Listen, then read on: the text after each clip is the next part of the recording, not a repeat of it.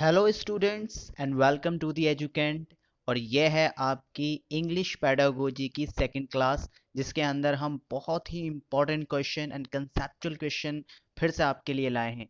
तो इस वीडियो को पूरा देखें।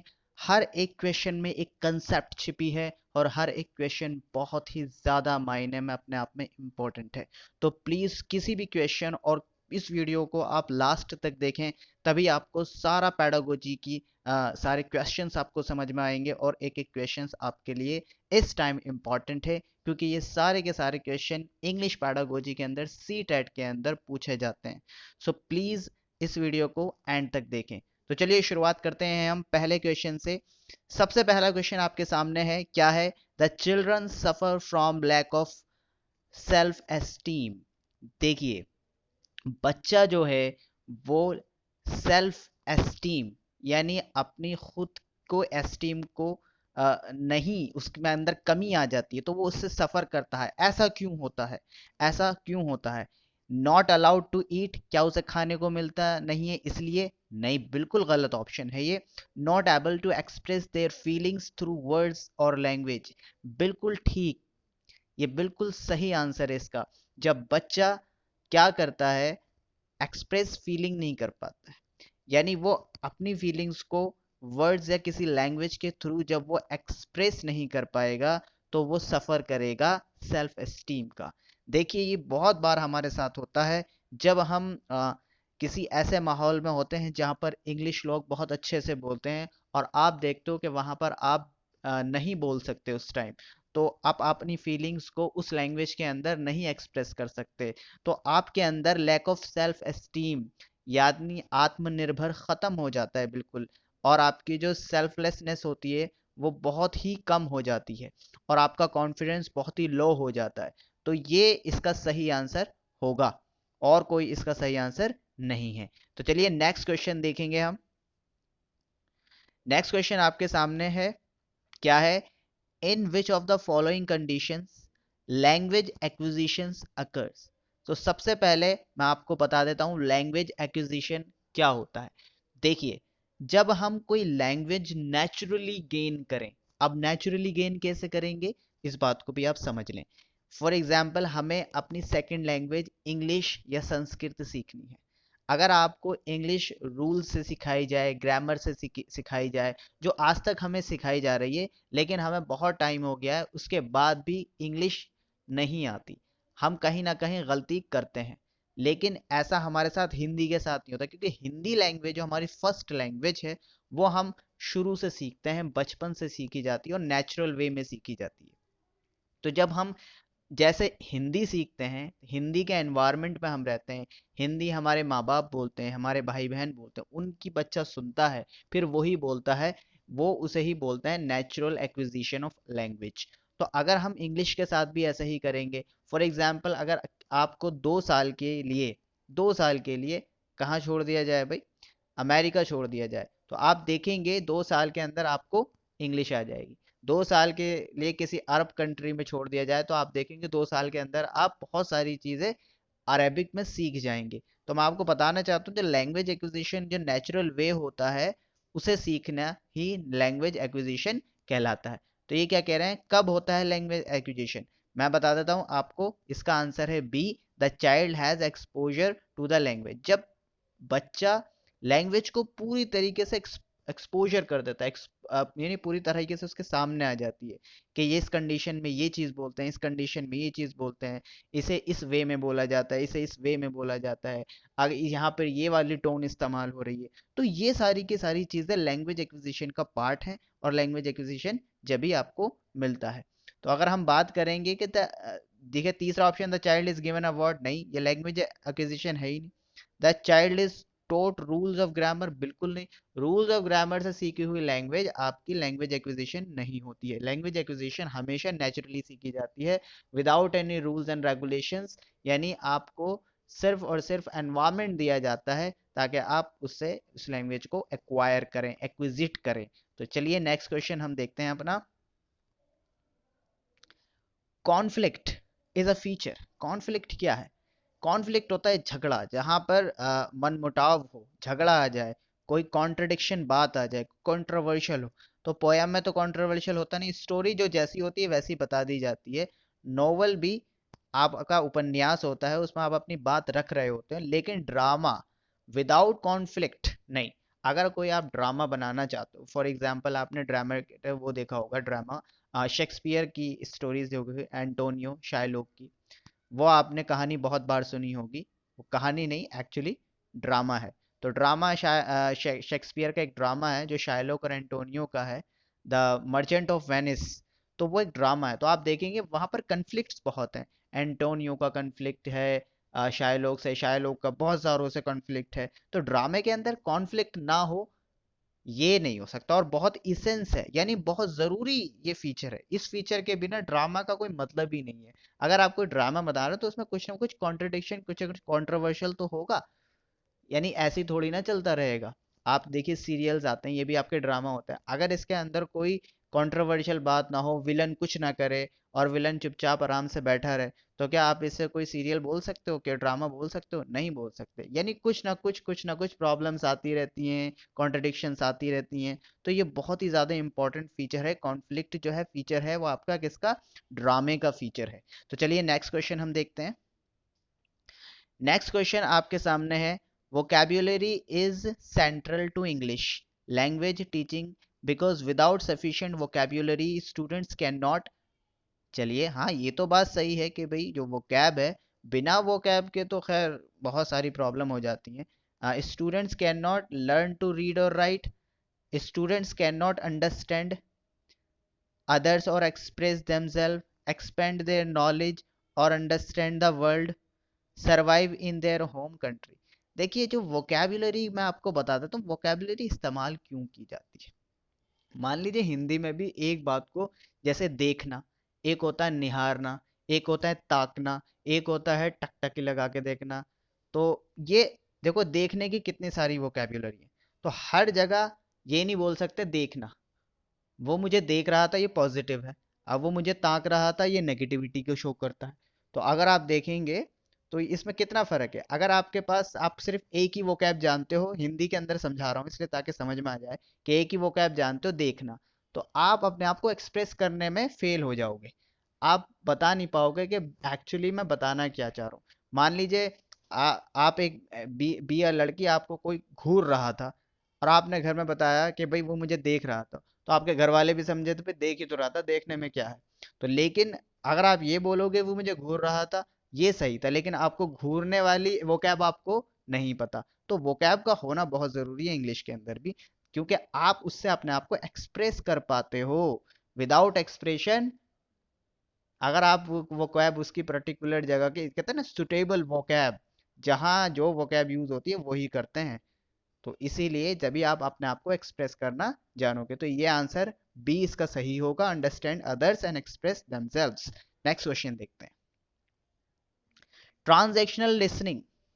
ट्रांजैक्शनल लिसनिंग देखो, सुनना होता है एक सिंपल, लेकिन एक होता है ट्रांजैक्शनल लिसनिंग। मैं आपको बता देता हूँ, ट्रांजैक्शनल लिसनिंग जो होता है वो आपका लेज एम्फेसाइज ऑन कन्वेइंग इंफॉर्मेशन, यानी इसका जो एम्फेसाइज, इस पे जो जोर होता है वो इंफॉर्मेशन को कन्वे करने का। यानी अभी कोई भी इंफॉर्मेशन आपकी है वो जरूर कन्वे होनी चाहिए। अगर आपने सुना और ये आगे नहीं बढ़ाया तो ये ट्रांजैक्शनल लिसनिंग नहीं होगी। यानी आपने सुना और अनसुना कर दिया, कहते हैं ना एक कान से निकाल सुना और दूसरे कान से निकाल दिया, वो सुनना नहीं, बल्कि जो बात सुनी गई उसे आगे तक क्यों सुनी गई, उसे आगे तक आपको बढ़ाना है, उसे ही ट्रांजैक्शनल लिसनिंग या इसे इफेक्टिव लिसनिंग भी हम बोल सकते हैं। तो चलिए नेक्स्ट क्वेश्चन है आपका।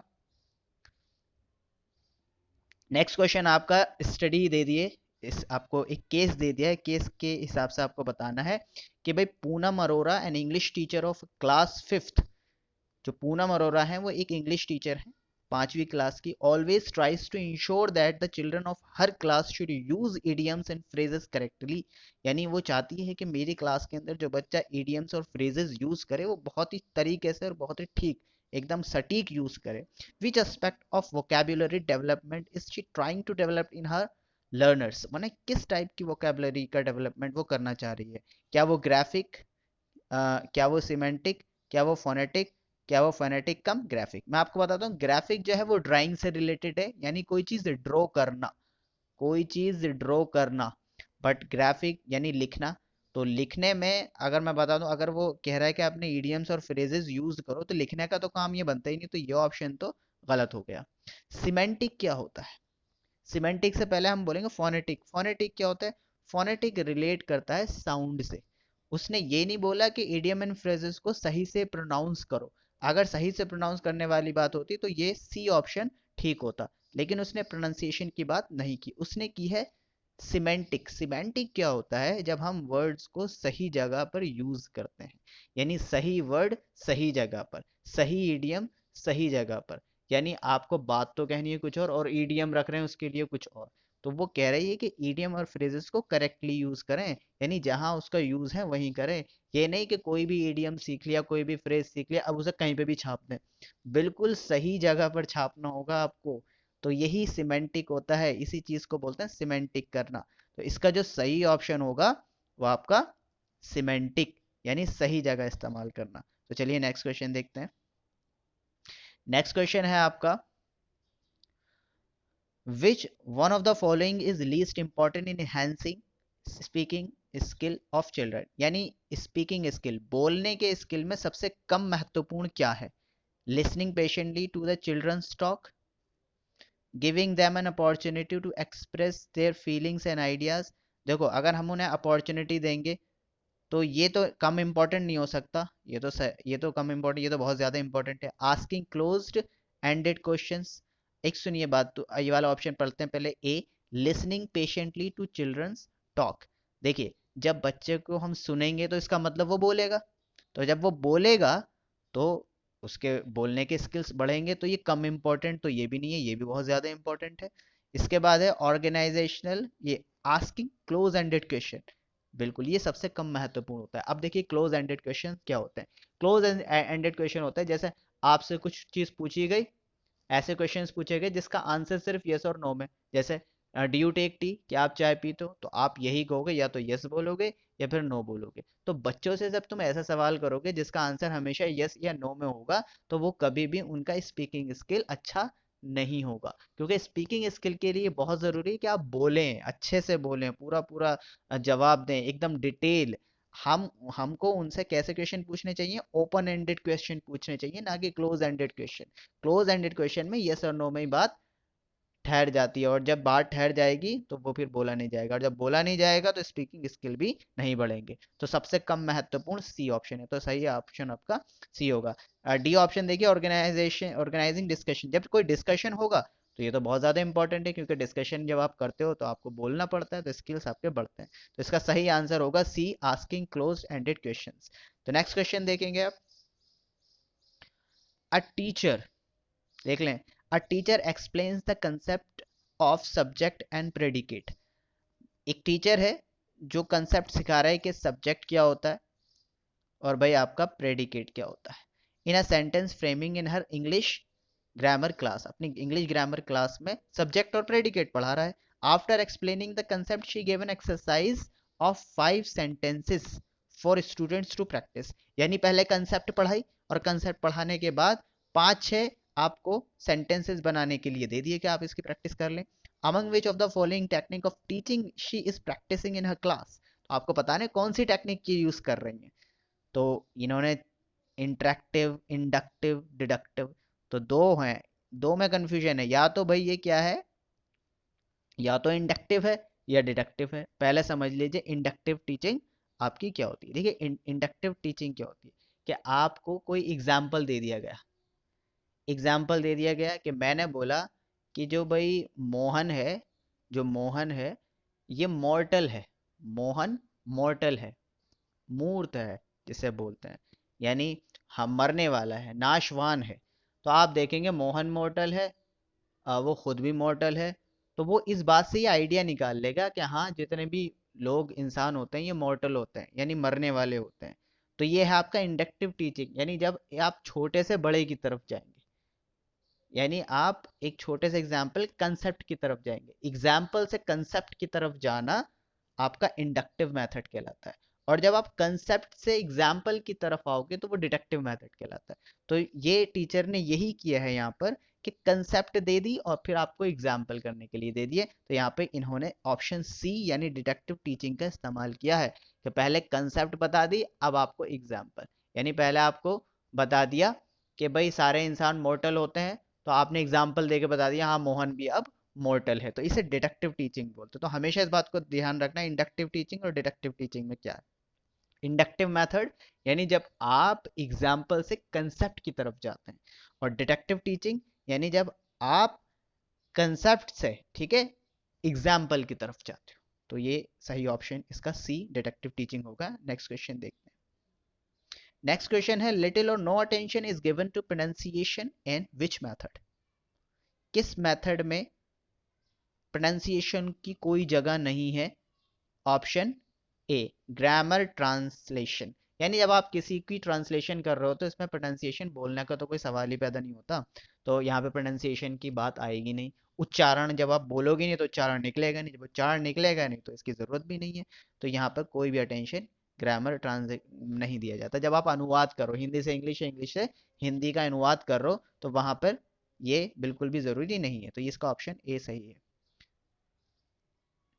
नेक्स्ट क्वेश्चन है a dog lived in the garden, but the cat who was smarter lived inside the house is an example of complex compound sentence, complex sentence, compound sentence। तो सबसे पहले मैं बता देता हूँ कि आपके ये कॉम्प्लेक्स कंपाउंड क्या होते हैं और सिंपल क्या होते हैं। मैं बताता हूँ पहले सिंपल सेंटेंस क्या होता है। देखिए सिंपल सेंटेंस में एक सब्जेक्ट होता है, सिर्फ एक सब्जेक्ट होता है। मैं आपको फिर बता देता हूँ। और कॉम्प्लेक्स में दो सब्जेक्ट हो सकते हैं या दो से ज्यादा भी हो सकते हैं, लेकिन इसके अंदर एक मेन सब्जेक्ट होता है, मेन होता है, और दूसरा इस पर डिपेंड होता है। एक मेन सब्जेक्ट यानी इंडिपेंडेंट होता है और दूसरा इस पर डिपेंड होता है, ठीक है।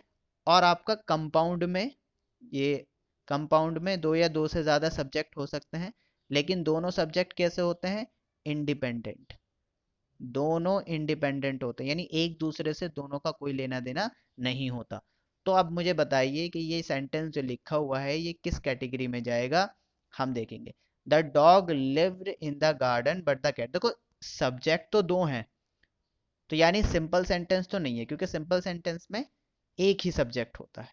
अब बात करेंगे ये कॉम्प्लेक्स है, ये कंपाउंड है, या कॉम्प्लेक्स कंपाउंड दोनों है। चलिए, the dog lived in the garden but the cat who was smarter lived inside the house। देखिए ये कंपाउंड तो है सेंटेंस, क्योंकि दोनों इंडिपेंडेंट हैं, डॉग भी इंडिपेंडेंट है और कैट भी इंडिपेंडेंट, यानी एक दूसरे पर डिपेंड नहीं करते, अलग अलग है। अब ये कंपाउंड कैसे? कंपाउंड इसलिए है क्योंकि जब इन्होंने लिखा the cat who was smarter, who was, क्या है वो हु का इस्तेमाल किया, मैंने बताया ना। अब ये जो ये हु भी तो सब्जेक्ट है, हु भी तो सब्जेक्ट है, लेकिन ये सब्जेक्ट किस पर डिपेंड करता है? कैट पर डिपेंड करता है। यानी ये यहाँ पे कंसेप्ट ये वाला, यानी दो सब्जेक्ट है कैट और हु। हु पर, हु जो डिपेंड करता है वो कैट पर करता है, क्योंकि हु जो इस्तेमाल किया गया है वो कैट के लिए इस्तेमाल किया गया है। तो ये यहाँ पे ऑप्शन ए सही होगा। ये कॉम्प्लेक्स भी है क्योंकि एक आप इसमें डिपेंडेंट है, एक इंडिपेंडेंट सेंटेंस है, यानी कैट इसमें इंडिपेंडेंट है और हु उस पर डिपेंड करता है। ये कंपाउंड भी है क्योंकि डॉग और कैट दोनों इंडिपेंडेंट है। तो ये कॉम्प्लेक्स कंपाउंड सेंटेंस दोनों है, ऑप्शन ए इसका ठीक होगा। चलिए ये last question of this video. Direct method of teaching is also known as, direct method of teaching बोलते हैं नेचुरल मेथड ऑफ टीचिंग को। हमेशा याद रखना, बिल्कुल जब नेचुरल वे से हम किसी को पढ़ाते हैं, बिल्कुल जो नेचुरल वे होता है, डायरेक्ट मेथड बोलते हैं उससे। हमेशा इस बात को याद रखना। अगर देखिए आज ये वीडियो पूरी हो गई है, अगर आपको ये वीडियो पसंद आई है, उम्मीद है पसंद आई होगी, क्योंकि मैंने इसमें एक एक चीज़ आपको कंसेप्ट वाइज पढ़ा दी है। तो मेरी इस वीडियो को लाइक कीजिए, सब्सक्राइब कीजिए चैनल को, और इस वीडियो को शेयर कीजिए जितना हो सके, अपने फ्रेंड सर्कल में शेयर कीजिए, और हमारे इस चैनल को प्रमोट कीजिए ताकि आगे भी लोग फ़ायदा उठा सकें, क्योंकि हमारे चैनल को सपोर्ट की ज़रूरत है आपकी।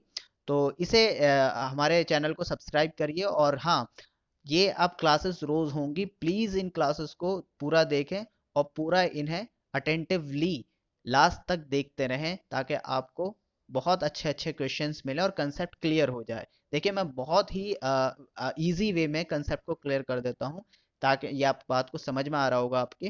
तो इसलिए आपको बुक्स पढ़ने की भी ज़रूरत नहीं पड़ती, क्योंकि बुक्स के अंदर बहुत कॉम्प्लिकेटेड लैंग्वेज होती है, उसे हम अच्छे तरीके और आसान तरीके से आपको सामने प्रेजेंट कर रहे हैं। तो प्लीज़ हमारे चैनल को सब्सक्राइब कीजिए, और अब तक के लिए यही, thank you so much for being here.